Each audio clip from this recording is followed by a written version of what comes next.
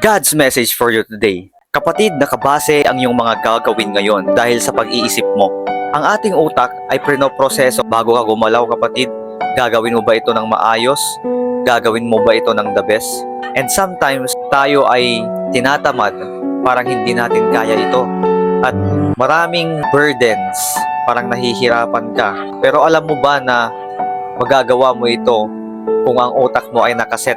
Kung siya ay clear, it will run effectively. At alam mo ba, kapatid, na minsan gagawin mo yung isang bagay pero tinatamad ka, parang wala ka sa mood, parang mahirap.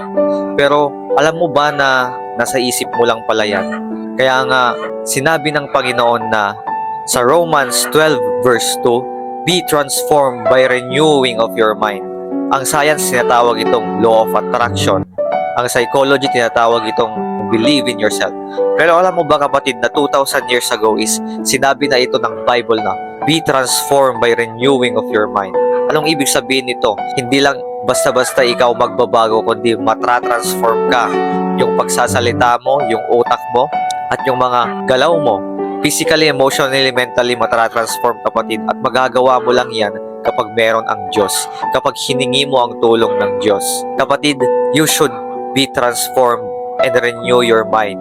Kasi dito sa mundo, there are 10,000 decisions, 10,000 works to be done, and that is stressful. Kung sarili mo lang ang sandalan mo, kung sarili mo lang ang pangunawa mo sa lahat ng ito, may stress ka, kailangan mo ang Panginoon, kapatid. Because if you renew your mind, apply it to your life, your decision is God's decision. Your stress is God's stress. Hindi natin masasabi na oo, okay na, wala ka nang magiging problema, hindi ka na magkaka-struggle. Yes, meron pa rin struggle hanggang nabubuhay tayo, kapatid. Pero dahil sa presensya ng Diyos, you are definitely dancing the rain with God. Magagaanan ka sa problema mo, magagaanan ka sa trabaho mo. Kaya, kapatid, advice ko sa'yo, be transformed and renew your mind. Bigyan kita ng isang example. Bakit kapag kumakain ng gulay ang mga mahihirap na kagaya ko, bakit ang tingin nila sa sarili nila is parang kaawa-awa? Pero kapag ang mayaman ang kumakain ng gulay, ang tingin nila sa sarili nila is healthy ito, nagda-diet sila.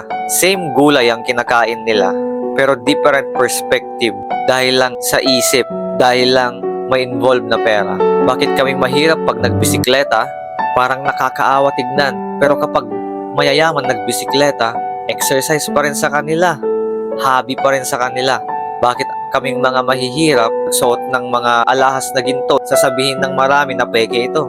Pero kapag ang mga mayayaman, pag nagsuot ng simple lang, sasabihin nila na design and has a class.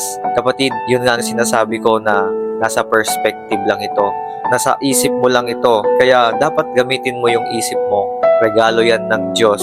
Gamitin mo ito to glorify God and gamitin mo ito sa mga makubuluhang bagay. Your mindset is the key of having your life in a good situation. Ano-ano yung mga dapat mong gawin para matransform?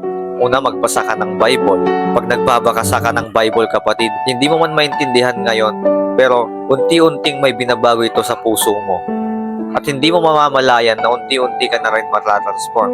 Kapatid, hindi mo maintindihan ngayon ang Bible kasi ang Diyos nakikipag-usap sa atin by the Spirit. If you accept Jesus Christ as your Lord and Savior, mauunawaan mo ito dahil ang Spirito ng Diyos papasok sa iyo at mas mauunawaan mo ang mga sinasabi niya kasi kakausapin ka niya by Spirit. Amen.